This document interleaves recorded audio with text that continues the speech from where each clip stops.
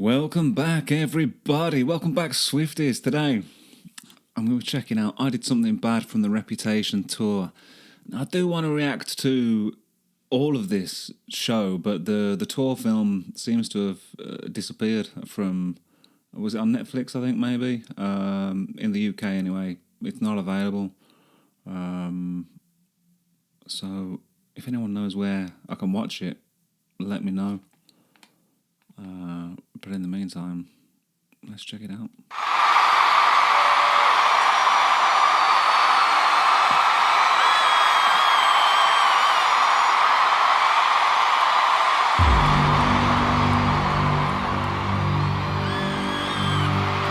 Getting down to business.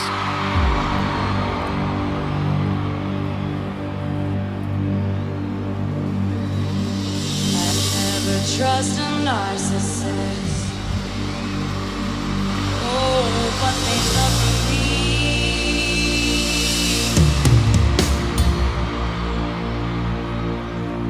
So I play you like a violin, and I make it look oh so.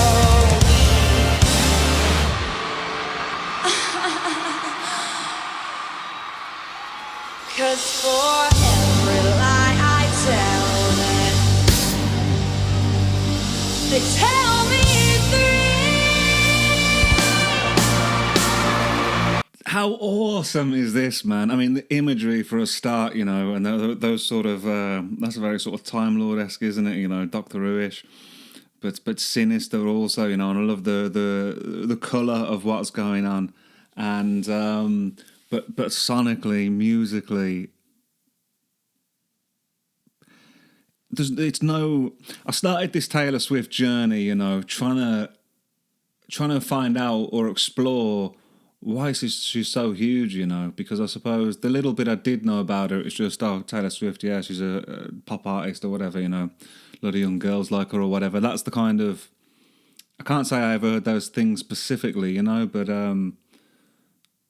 that's the kind of gist that I got, you know, but I was aware, especially, I suppose, with the Eras tour, just seeing that merch everywhere, you know, go to the cinema and it's there on, like, on the cups and everything. And I guess then I'm hearing, like, news things about it being biggest tour ever, but I get it, man, and I love it, and I'm a huge... I'm a Taylor Swift fan for sure, you know, a huge one. Is she up there with my favourite all-time artists? Not quite yet, I would say, you know, but perhaps that's just going to be time, you know, to explore and absorb her stuff, because I haven't really... There's not a lot of it that I have repeatedly listened to yet, you know. I'm just sort of trying to save it all for reactions, really.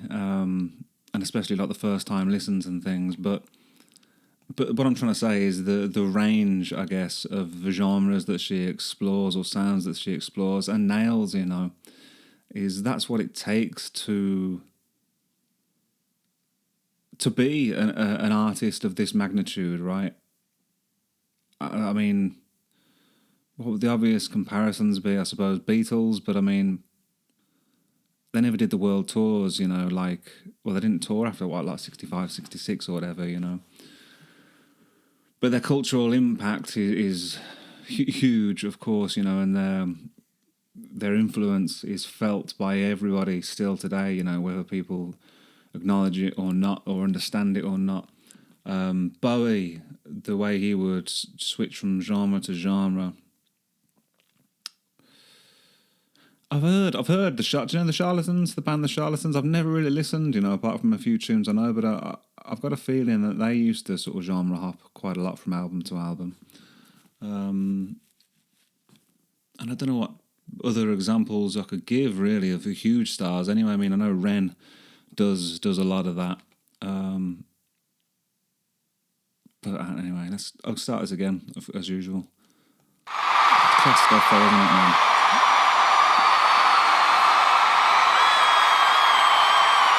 I love the sound of this record. I can't wait to get to it.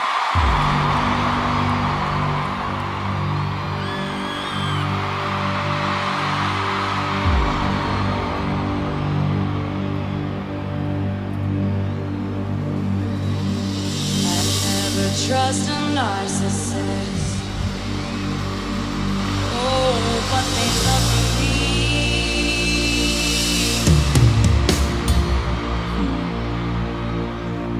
So I play you like a violin,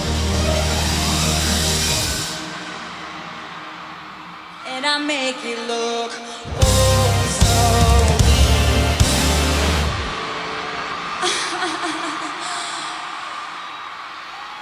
'Cause for every lie I tell them, they tell me three.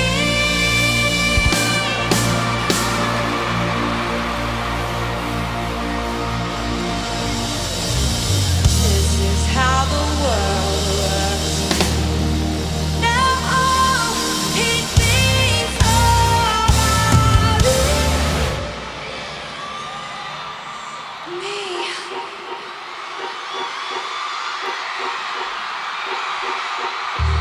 I can feel the flames on my skin, crimson red paint on my lips. If a man talks shit, then I owe him nothing. Was it like Wu-Tang Clan? That's giving me Don't Wu-Tang regret it one bit, 'cause Clan he vibes. had it coming. They say I did something bad, it wasn't feel so good. They say I did something bad, it wasn't feel so good. Most fun I ever had, and I do it over and over and over again if I could. It just felt so good, good.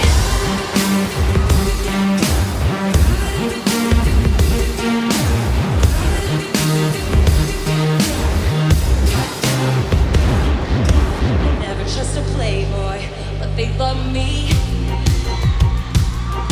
So I fly all around the world. I let them think they save me. They never see it coming. What I do next. This is how the world works. You gotta leave before you get left. I can feel the flames on my skin. He says don't throw away good. So this lyrically, this is sort of very cynical, isn't it? You know, like angry at the world, angry at the things people have done to you. You know, dog eat dog, isn't it? That kind of attitude. Yeah. If he drops my name, then I owe him nothing. And if he spends my change, then he had it coming. You say I did. That's a interesting line, isn't it? If he spends my change. So there's that, like, that's a reference to somebody, I guess, perhaps being with her for fame, you know, and but all he can really get from that is, yeah, it's the small change of what she is, you know, like, I guess what she is publicly, privately, emotionally, spiritually, all that, you know. This is how the world works. You gotta leave before you get left. I can feel the flames on my skin. He says don't throw away a good thing. If he drops my name, then I owe him nothing. And if he spends my change, then he had it coming. You say I did something bad, it wasn't feel so good.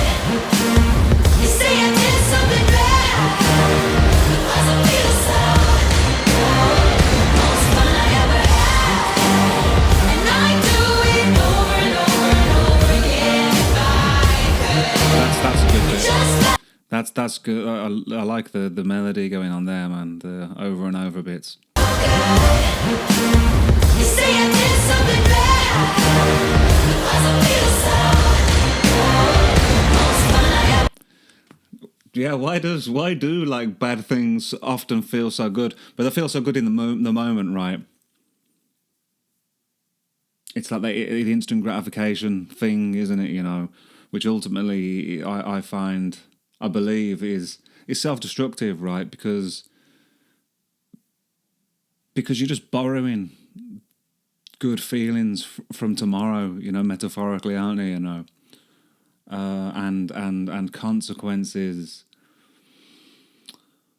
you know, physical, emotional, spiritual, all those things again, financial perhaps, whatever. They're gonna get you. You're gonna get you. You know, there's a great Bob Dylan line. Temptation's page flies out the door. You follow, find yourself at war. Watch waterfalls of pity roar. You feel to moan, but unlike before, you understand you'll just be one more person crying. So yeah, the idea of temptation is an interesting one, isn't it? I think in my younger days, I was very hedonistic. You know, very impulsive. Which I kind of knew, but I didn't realise I was compulsive, you know, that a lot of, like, there's a great line in Doctor Who, you know, you don't really know if something's an addiction until you try and stop, you know, and I guess I found that out with many things, you know, never thought I had an addictive personality, realised that I was impulsive and hedonistic, I suppose, and just thought, well, why not, you know, especially up being in a band and living up to that fairy tale or that image of it, I suppose, you know, consciously and subconsciously. But it was the compulsiveness that I guess I've only sort of realised in recent times, that I was behaving compulsively, you know, rather than consciously. So like I wasn't in control of myself or my behaviour, you know, and that's why now I just really try and lean into discipline and structure, because that ultimately leads to more freedom, and it means that I'm making the choices and the decisions myself, you know. So that's why I think vigorous exercise, you know, especially when you don't want to do it, you know, you got to. There's it might be a Marcus Aurelius thing, you know, the Stoic stuff about, you know, we need to treat the body vigorously to remind it who's boss, you know, because otherwise you'll find yourself indulging in all sorts of nonsense, you know, compulsively. And cold showers and things and ice baths I find great value in as well, you know. Voluntary suffering, it seems, there seems to be great value in that, you know. It seems to make the involuntary suffering perhaps a lot easier to handle, you know. And I do it over and over and over again. It's a great bit. It just felt so good, good. It just felt so good.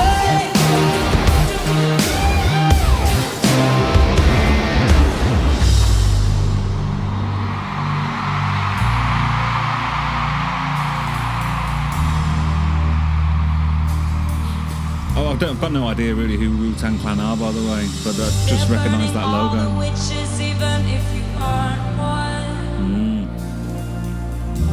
They got their pitchforks and proof, their receipts and reasons. They're This is a nice burning bit. all the witches, even if you aren't one. And it's just for fun. This is lovely breakdown, but it's making me think of, is it the Holy Grail, Monty Python and the Holy Grail, you know, when their logic about burning witches, man. Check that out if you haven't seen that.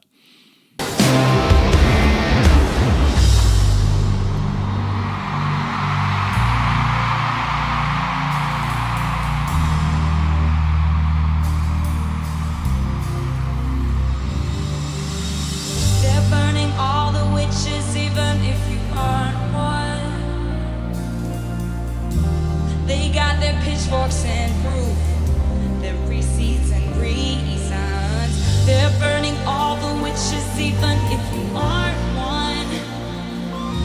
And it's just for fun.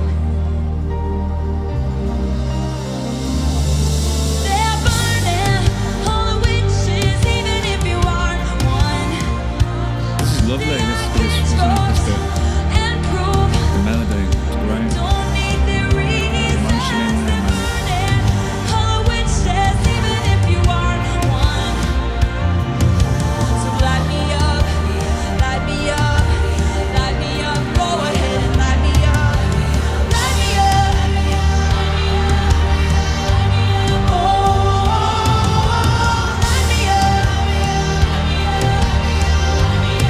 It's an interesting idea, isn't it? That I guess we see it a lot.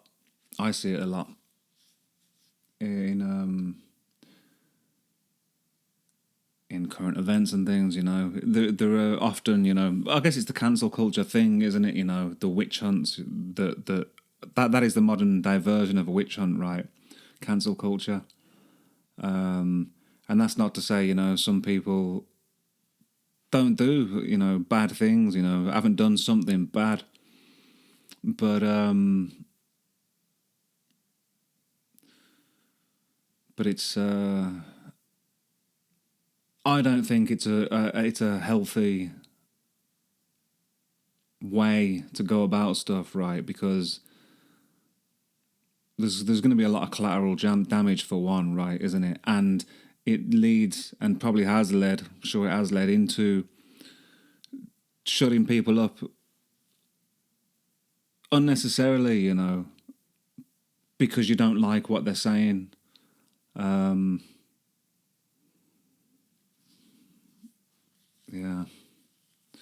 Free speech is a big deal, isn't it? I suppose, you know, probably even more so for the people you disagree with. Is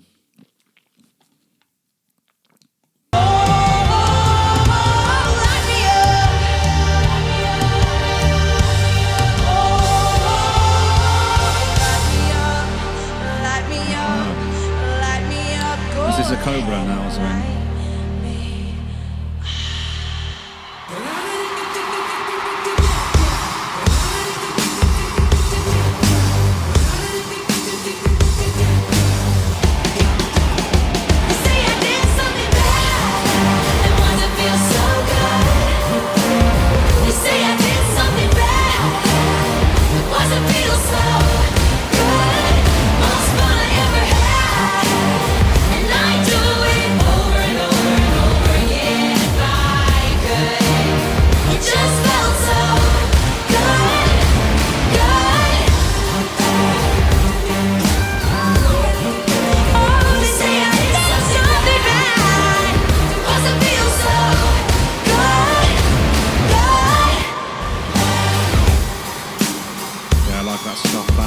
Silence, love those.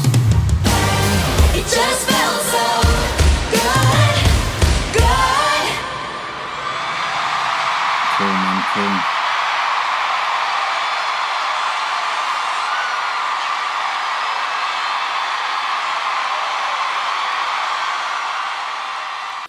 So, this record, I think, I can't remember what else I've checked out from this tour so far. There's maybe one or two tunes, is there? But it's got that sort of post-apocalyptic vibe to it, hasn't it? You know, or at least it's interesting, I suppose, because I know, like, 1989, which I've reacted to the tour on Patreon and just done the full album, and it's a very sort of course, pop, but it's like 80s inspired, isn't it? So it's quite interesting because the costumes and the feel and the production of this tour. It's got like that sort of the cinematic view of what, you know, post-apocalyptic things would be. What I'm trying to say, how do I want to word this? In the 80s, the cinema of the 80s. This is kind of how it portrayed post-apocalyptic scenarios, right? I'm thinking, what are the films? The Warriors springs to mind. I think that's what it's called. Even I suppose, like The Lost Boys. You know, I know it's a vampire movie. Spoiler alert. Costumes in that, I guess. I'm trying to think what other ones. Nothing else is bringing to mind. But do you know what I mean? What does it remind you of? Anyway, that's enough for today. I'm not sure. I mean, there's bits of this song I like. I'm looking forward to hearing the album version of this, getting that in context, and then the tour if I can find a copy. But anyway, have an awesome week, guys. Look after yourselves. Love to you. See you next time.